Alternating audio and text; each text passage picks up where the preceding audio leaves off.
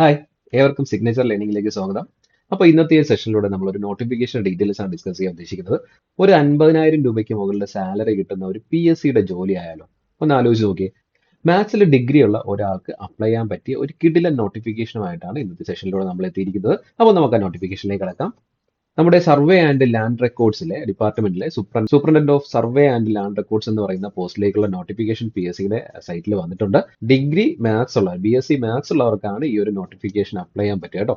അപ്പൊ ഇതിലെ ഏറ്റവും അട്രാക്റ്റീവ് പാർട്ട് എന്ന് തോന്നിയത് ഇതിന്റെ സാലറിയാണ്. 50,200 രൂപയാണ് ഇതിന്റെ സ്റ്റാർട്ടിംഗ് സാലറി എന്ന് പറയുന്നത്. അപ്പൊ തുടക്കത്തിൽ തന്നെ നമുക്ക് 50,000 മുകളിലേക്ക് ഒരു എന്ത് ചെയ്യാൻ പറ്റും, സാലറി നേടാൻ പറ്റുന്ന ഒരു പോസ്റ്റാണ് ഈ ഒരു superintendent of survey and land records എന്ന് പറയുന്നത്.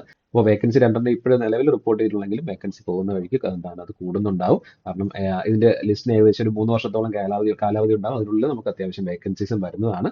ആ പോസ്റ്റിന്റെ ബാക്കിയുള്ള കാര്യങ്ങൾ നോക്കുന്നത് നമുക്ക് എപ്പോഴും ഒരു വേക്കൻസി മതിയാവും. നമ്മൾ വേക്കൻസി നോക്കിയല്ല പഠിക്കേണ്ട, ആ പോസ്റ്റും ആ ജോബ് നമുക്ക് നൽകുന്ന ആ ഒരു എന്താ പറയുക കാര്യങ്ങളുമാണ് നമ്മൾ നോക്കേണ്ടത്. സാലറി, അതുപോലുള്ള ലൈഫ് സ്കെയിൽ, അങ്ങനെയുള്ള കാര്യങ്ങളാണ് തീർച്ചയായിട്ടും നമ്മൾ നോക്കേണ്ടത് അല്ലേ. അപ്പോൾ ഇതിന്റെ ക്വാളിഫിക്കേഷനിലേക്ക് നമ്മൾ വരുമ്പോഴത്തേക്കും 18 മുതൽ 36 വയസ്സ് വരെയുള്ള ആൾക്കാർക്കാണ് അപ്ലൈ ചെയ്യാൻ പറ്റുന്നത്. Usual age relaxation reserved കാറ്റഗറീസിനുണ്ട്.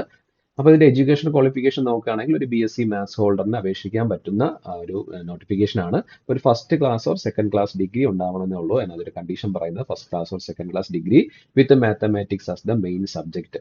Okay, അപ്പോൾ മാത്സ് അറിയാവുന്നവർക്ക് തീർച്ചയായിട്ടും നല്ലൊരു ഓപ്പർച്യൂണിറ്റിയാണ് വന്നിരിക്കുന്നത്. കാരണം ഇതിന്റെ സിലബസ് നമ്മൾ പരിശോധിക്കുമ്പോൾ ആണെങ്കിൽ പോലും മാത്സിന്റെ മെയിൻ ആയിട്ട് നമ്മൾ ഡിഗ്രിക്കൊക്കെ പഠിക്കുന്ന ടോപ്പിക്സ് തന്നെയാണ് ഇതിനകത്ത് വന്നിരിക്കുന്നത്. അപ്പോൾ ഇപ്പോൾ മാത്സിൽ ഡിഗ്രി കഴിഞ്ഞിറങ്ങിയ ആളിനും അതുപോലെ മാത്സ് ഡിഗ്രി ഹോൾഡേഴ്സിനും ഈക്വൽ ആയിട്ടുള്ള ഓപ്പർച്യൂണിറ്റി തന്നെയാണ് അവിടെ ഉള്ളത്. ആ ഒരു അവസരം നമ്മൾ എന്ത് ചെയ്യുക, മുതലെടുക്കുകയാണ് കേട്ടോ.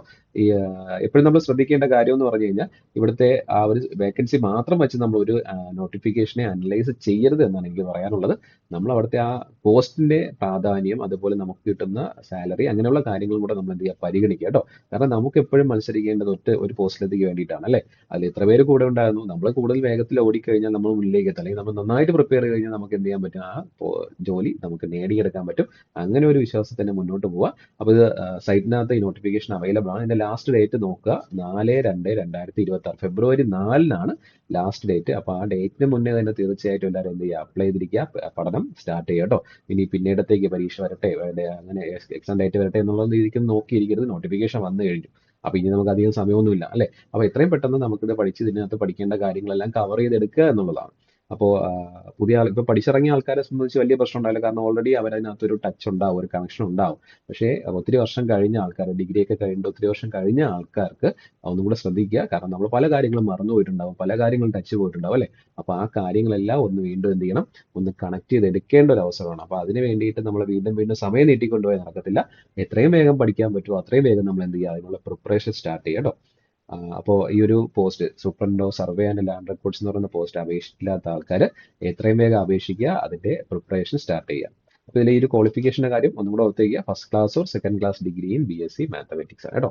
അപ്പോൾ നമുക്ക് വീണ്ടും ഒരു സെഷനുമായിട്ട് കാണാം. അതുവരെ എല്ലാവർക്കും എല്ലാവിധ ആശംസകളും നേരുന്നു. Thank you.